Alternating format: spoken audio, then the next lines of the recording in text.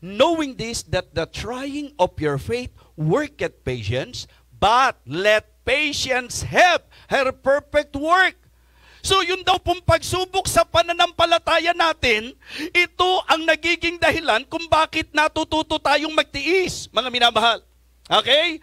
At ang sabi po mga kapatid, sa idea, yung the trying of your faith worketh patience, at kung papayagan natin, ang sabi po, but let patience have her perfect work.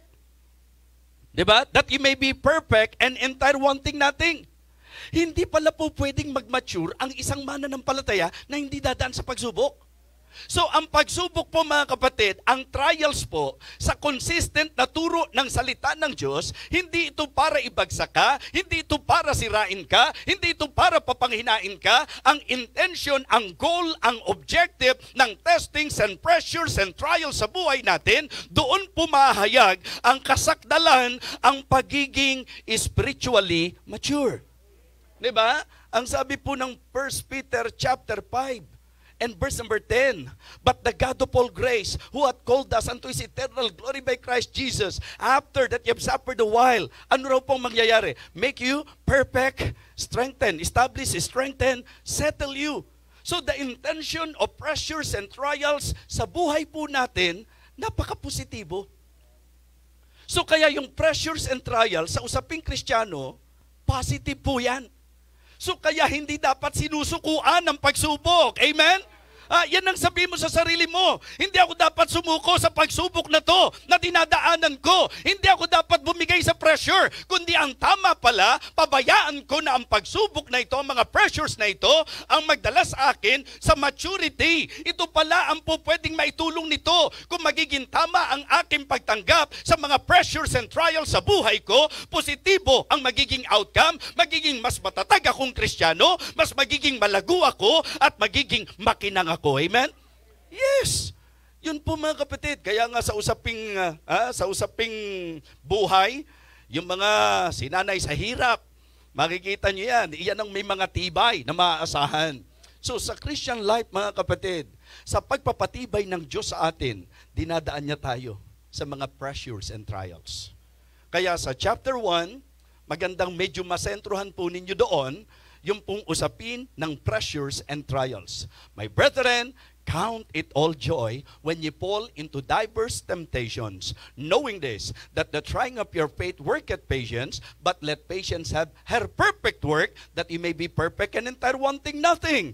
Verse number 5, if any of you lack wisdom, litong-lito na po kasi ako eh. Gulong-gulo na po kasi ako eh. Hindi ko na po alam ang gagawin ko eh. Kung nandoon ka sa katayuan na hindi mo alam kung anong gagawin mo, sa sari-saring mga pagsubok na nararanasan mo, hindi po ang paglayo ang solusyon, hindi po ang paglihis ang solusyon, hindi po ang pagbitaw o paghinto ang solusyon. Ang solusyon, pag nalilito ka, hindi mo maintindihan ang gagawin mo, lumuhod ka, let Him ask of God, humingi ka sa Diyos ng karunungan. Ang sabi po, if any of you lack wisdom, ang konteksto niyan, hindi mo na maintindihan ang gagawin mo, kasi ang problema kung saan-saan ang gagaling. Ito yung pressure sa mga atake sa buhay namin. Ano ba talaga ang gagawin ko?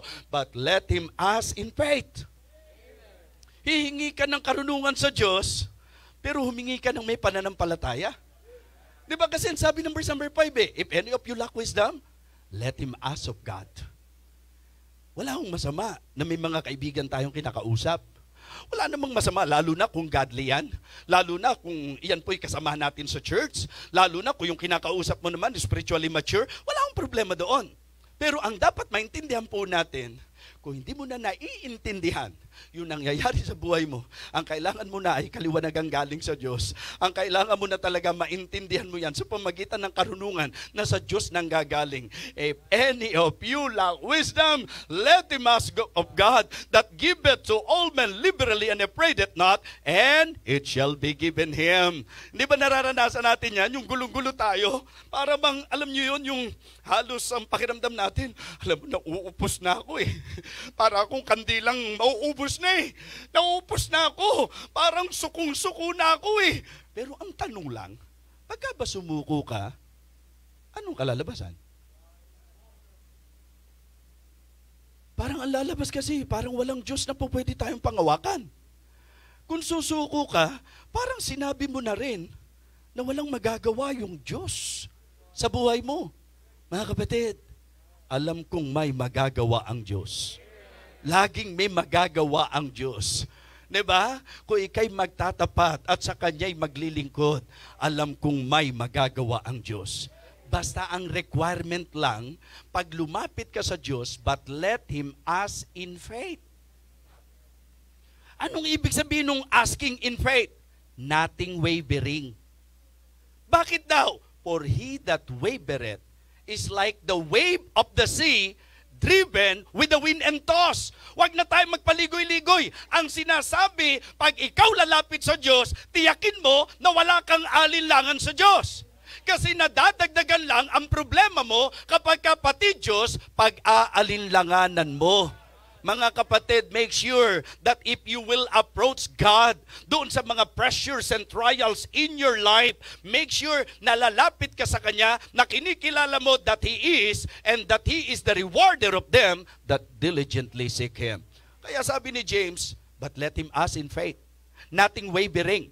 For he that wavereth is like the wave of the sea, driven with the wind and tossed. For let not that man think that he shall receive anything of the Lord.